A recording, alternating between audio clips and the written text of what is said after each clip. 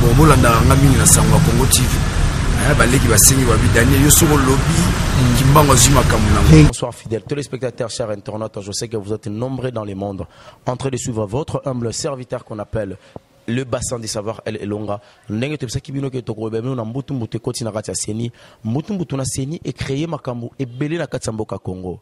Ndeko Corneille Nanga azali moto oyo azali vraiment kosakana na ba Congolais na niveau moko ya buzoba. Nde omoni lelo to juger utile to meka ko bongisa ko sala bino analyse pona koluka ko solola. Mboka Congo e komi mboka oyo ezuba problème ebele à travers Corneille Nanga.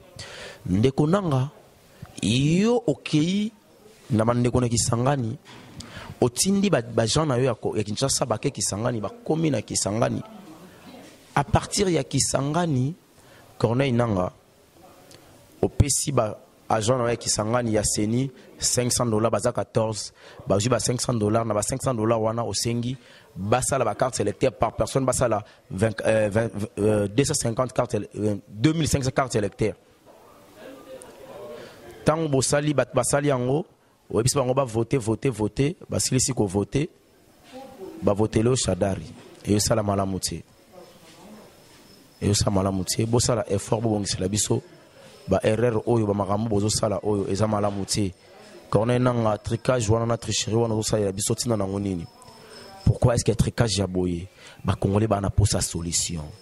Ba Congolais ba na posa makambo bolo bati. Ba Congolais ba na posa ba tricage wana ti. Ba ndeko wana ba voter si va voter Chadari, va comprendre que ma beko comme la bango bongo ma bango pour que n'eki tina ma famille na bango na Kisangani kuna bandeko bakimba ki par la ville fuite comme la gibiso eza mala muté Corneille Nanga yo te moto ko combattre Congo yo ndete moto ko bundisa ba Congolais hein awa peto yogi ke élection le 23 et comme les 30 parce que les 30 ango yo comme sélection Corneille Nanga mbala moko crash salemi ba vieux kwei avion Kouéwana et Kouéna biloko tu ya Seni. Est-ce que l'élection kozala? Kosakana ba Congolais ba Congolais ba le 23 le ba ko voter. Ba Congolais ba ko voter le 23. Donc biso to kozala wana rapona ko filmer ko l'examiner ko commence ba Congolais ko voter sans accord ya Nanga pe ya Seni. Et ba lobi so ki bo ke na transition bo ke transition sans Nanga sans Kabila. OK transition sans Nanga sans Kabila. Merci na ndeko na biso ndeko na CPN bo ko tika le mandat d'arrêt. Pour na Raissa Kabibi, donc merci pour na Elo Rwanda. Quand même, tous à peine à poser tout ça qui se justifier devant la justice pour Marambo et Salimandeng et Longobani.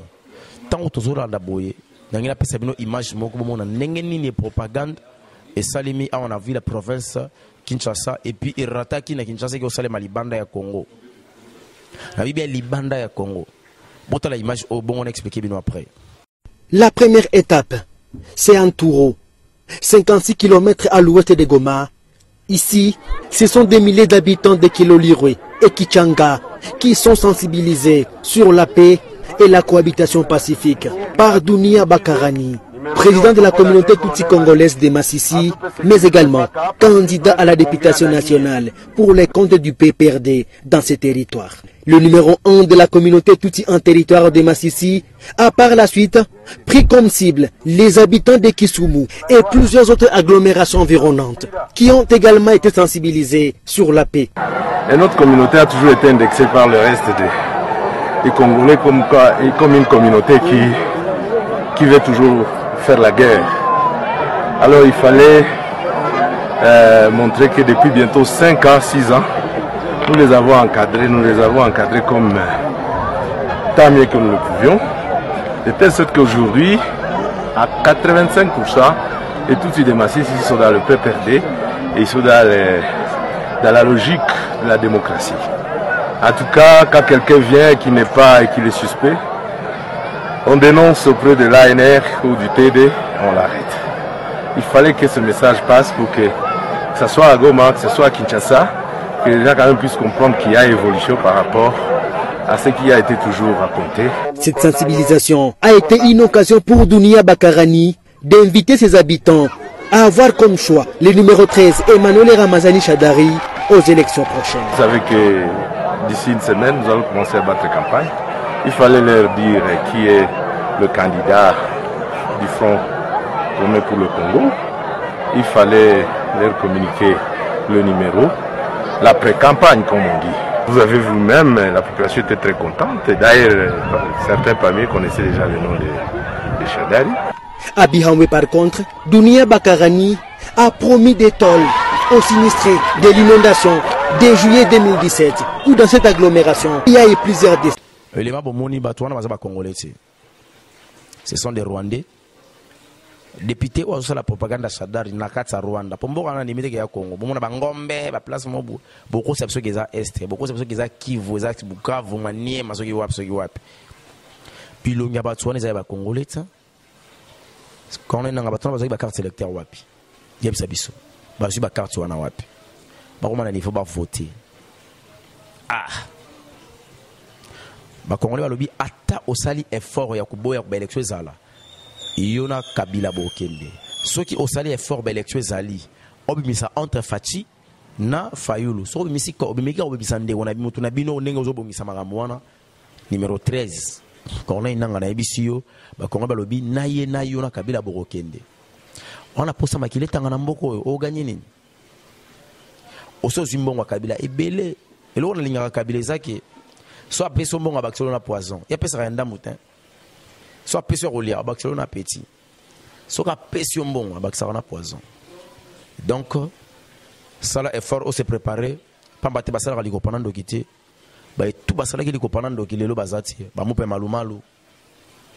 Ba carrière ba danene ngo imulu de kendara boyan fumé.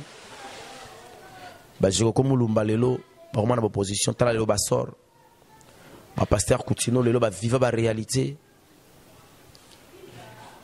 ba procès ba chebe ya eli moi ya ba Daniel Boteti ba sala liko pendant dokité nazo pesa nos promesses que le banamino eti cette fois-ci na pesa bino analyse concernant l'évaluation donc na bengo évaluation to évaluer André Kimbuta André Kimbuta yango ceux qui vraiment ça mosano qui to pendant 11 ans le roi gouverneur ya ville à Kinshasa au ressentir bilan et aux endroits positifs non ça on a monté non ça on a peuple congolais to tuna na ba question concernant André Kimbuta donc ils a spécial bilan André Kimbuta ceux qui sont cool puis les positifs on a ba congolais va voter massivement ceux qui sont négatifs non c'est ngayo benga corner na longola kombo na yo après to rezoba bande on a besoin Thomas Loaka lo Sanjola évaluation ba Steve Mbikai to évaluer bango to évaluer bande on a mis sur le rôle bande on va ba Germain Kambinga ba travailler qui to évaluer ba tout le rôle ba Bruno Chibala oyo to évaluer ba Sami Badibanga postulé à chaque candidature na présidentielle à chaque candidature na provincial député provincial à chaque candidature na député national père wana posa ya nini on y a ko dirige kaka vous avez premier ministre à $17 000 bino menchi Vital Kamerhe lobi et lokoni ne sila raté maman Olive Lemba comme maman pasteur azui loboko ma abambi Chadari Assemblée Chadari à moi imposer les mains en vertu de quel pouvoir spirituel Olive Lembe Kabila zo bamba moto loboko na mutu po sambe la mutu keba na bisala sala pouvoir au PC wana namboro bojo ngo 18 ans boseni botika bat ba fanda botika bat ba jona ti en tout cas peuple congolais a déterminé cette fois-ci lobby cette fois-ci ko sa mwana ti ok na maramna yenti na suka donc bon matabo qui ta souveraineté saisongi pour Kabila saloba ki ngo déjà la conférence de presse à Salaki avec ngakati na ba belge alobaki bien que le pouvoir est revenu aux Congolais, au peuple congolais. Et donc, Congolais ne mouta la élection à choix moutou ou refanda le rôle de la présidente de la République. Le roi ça donc c'est qui pouvoir et puis après mettre le 23 élection kozala. Promesse na le il a qui non alors marambo bosala raté. Yo penang au premier taki. Tu se retrouver les 30, c'est bon. Nous on est là. Tu relaxes bien nos commerces mambozo salema. Tu solo ba verbe. Basalaka ni kopana ndo kité mo ba aussi là. Arolia yo ba beta kapé gazona mutazana toilette c'était keba osala zonga inene libanda a ozuli kanisa osala maya lobo ne bale ozanga place ko chuba lipa quand on a inanga sois sage tozolo baboy soko pesi mongolo saka zongi saka yo motebi ko kabaka ba mwasi yo za mutu malamu, yo za démocrate, kaba pouvoir. Si réellement tu cherches l'intérêt territorial de ce pays et l'intégrité de ce pays, ainsi que de sauvegarder la souveraineté du peuple congolais, tika pouvoir na bato ba ko simamboka. Kabila tu es un Rwandais qui Rwandais na yo na mboka oyo yango eli su bato mo mbaba Rwandais.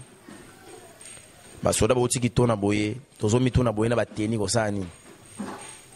Bosa guerre na nani. Bobo ma Congolais. Donc yo nego yo la masasi na wana pona ko défendre mboka te pona yo mande bana mboka. On a dit tenir vert. Na ba casque ya vert, lo boye na guerre. Na kinchasa zambeza te. On a dit casque vert, ya matite. Faut ça ni. Ba intimidation la botika. Ba bota ke pa mama na Congolais na za Congolais. Yo moko komo tamu za na pichu. Tamu komo za Frank Tulengi. Tamu mususu komo za Frank Tulengi. Tamu su makaya komo na yo. Tamu su komo za ngombe mukishi. Na la soke ba komo na za awa bozana ngo komo na so Congolais. Tamu su ba komo na mnangwana. Pona ni bo komo na niveau. Ya ko yesu na mandoki na teni. Ordre mal ordonné et la non exécuté. La population balobi soki bolingi Kabila a dirigé son mboka oyo. Nanga azalaka président seni ya mboka oyo. Bomema bango nyonso tous les Congolais jusqu'aux dernières énergies. Tina mwana ya bébé abotami lobo bomaye pour Kabila sala élection qui toko na ba soldat, asala élection qui toko na mboka qui toko na ba militaire, amango qui toko na corneille nanga po bazwa solution. Soki ba population aboyote oza sumo konza motu te. Mudachaka motu na bokonza zali population. Soka zate yo za mkonza nani. Obesa nani ordre. Nana obetelo maboko. Tapi rouge o matela nani. O lobela nani. Ki mokonzi basala ngone bozo salati. En tout cas merci na Chantal Yao, la privilégiée papa Osé Mayuma. Merci vraiment coup de chapeau na ndenge bozo pesa biso ba information. Ni ba boza libanda na mboka États-Unis. Boyede za la rabot na ba image bozo pesa ba information parce que vous êtes mieux informés que biso libanda. Soka que l'homme écoute botineli biso to banda ko dénoncer yango. Maman Sandrani la nécessaire, merci pour l'information. Merci Negonanga Thierry. En tout cas, je te dis, tu es là, Ozawa. Hein, Ozawa. Bana Bato Bokanga qui n'a pas Martin Fayoulou, arrivé na Kinshasa, vous voyez qu'à Kota, bo libéré Bango. Et ça, la famille, moi, Babumbi Simon, la Bango, Zoé, Banataza Wapi. Bakena Anne Razate, Batambo na Bachata Zate. Mais bon, les gars qui peuvent occuper sa famille en annonce. Mwana mobali ya batuna kombo ya Axel Mukendi. Axel Mukendi aza innocent.